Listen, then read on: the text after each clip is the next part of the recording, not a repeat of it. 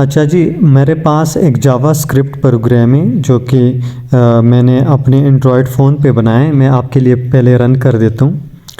देखें यहाँ पे हमने रेडियस की वैल्यू पुट कर दी है। मैं 25 पुट कर देता हूँ। जैसे मैं गो पे क्लिक कर देता हूँ तो ये मुझे रिज़ल्ट सरकमफ्रेंस शो कर देता है।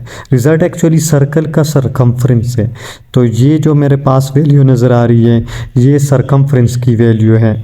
ये सरकमफ्रेंस की वैल्यू है जो कि ये कैलकुलेट करके दे रहा है। तो जावा स्क्रिप्ट का प्रोग्राम है ये, और जावा स्क्रिप्ट के ज़रिए जो है हम ये सारा लॉजिक लगा रहे हैं। मेरे पास 3 फाइल्स हैं। ये अगर आप देखें, एक फ़ाइल है, ये दूसरी फ़ाइल है, ये तीसरी फ़ाइल है। ये HTML फ़ाइल है जो कि ढांचे के लिए मतलब ये जो हमने एप्लीकेशन बनाई है इसके ढांचे के लिए हमने ये HTML5 जो है यहाँ पे सेट किए हैं।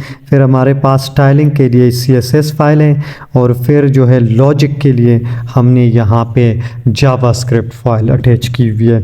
तो ये 2 फाइल जो है, ये CSS वाली फ़ाइल और जावा स्क्रिप्ट फाइल, ये दोनों हमने इस HTML वाली फ़ाइल के साथ अटैच की है।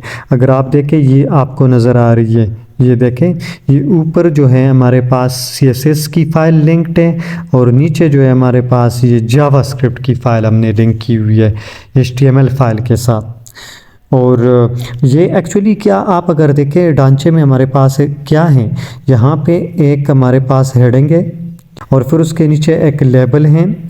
लेबल में हमने लिखा है रेडियस, ये देखें रेडियस।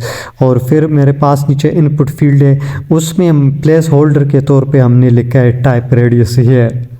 तो ये रेडियस की वैल्यू ये इनपुट फील्ड लेगी। और फिर हमारे पास एक बटन है, ये बटन है, और फिर नीचे जो रिज़ल्ट हमें वो डिस्प्ले कर रहा है प्रोग्राम, वो एक्चुअली इस डिव के अंदर डिस्प्ले कर रहा होता है। अच्छा, अब मैंने इनको आईडीज़ दिए, हर एलिमेंट को आईडीज़ दिए। आप अगर लेबल को देखें, लेबल को मैंने एक आईडी दी है माय लेबल।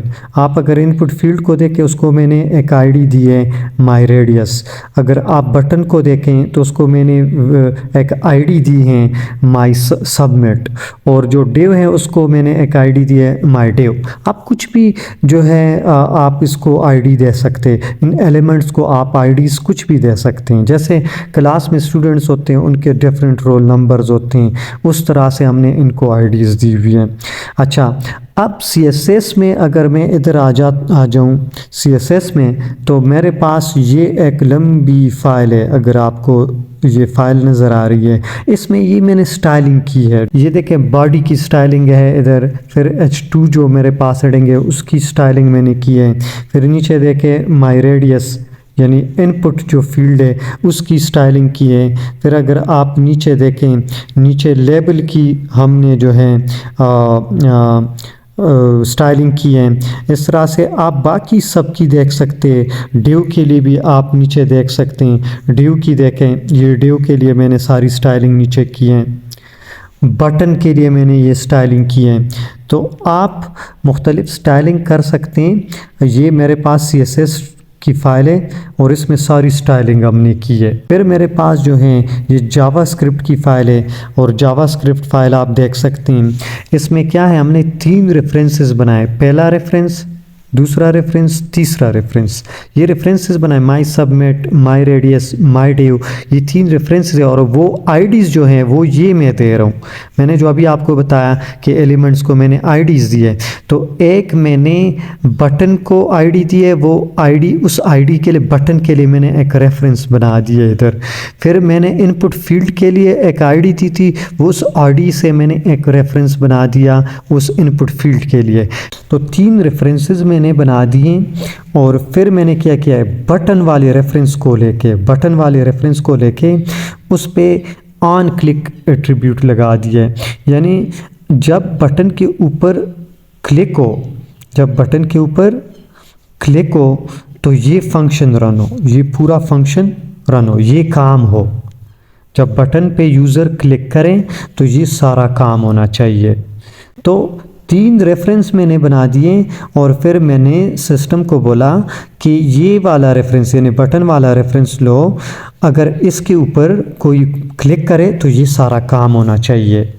और इसमें मैंने क्या बताया कि ऐसे करना, पहले सबसे पहले जो खाली वो जगह है जहाँ पे यूज़र ने वैल्यू दी है वो उस वैल्यू को लेके एक डब्बे में डाल देना और फिर उसको डब्बे को चेक करना।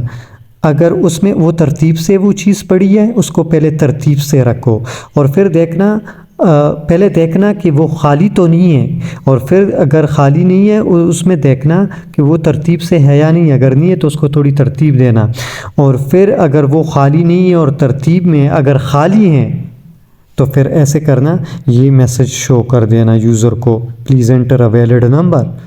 यूज़र को ये डिस्प्ले कर देना क्योंकि वो खाली है, उसमें वैल्यू ही नहीं है, उसने बटन पे वैसे ही क्लिक कर दिया है।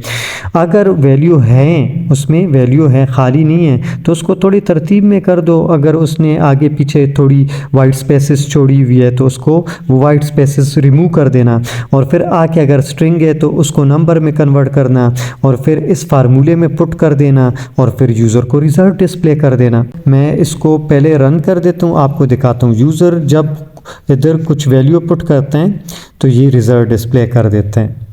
जब यूज़र कुछ वैल्यू पुट नहीं करता और ऐसे ही बटन के ऊपर क्लिक कर देता है तो उसको यूज़र को क्या दिखाते हैं, please enter a valid number. तो ये एक्चुअली कहाँ से हो रहा है, ये एक्चुअली जावास्क्रिप्ट से हो रहा है कि जावास्क्रिप्ट में हमारा सारा लॉजिक होता है। ये देखिए ये सारा लॉजिक है, ये जावास्क्रिप्ट में हमने बताया हुआ है इसको कि ये काम करना है।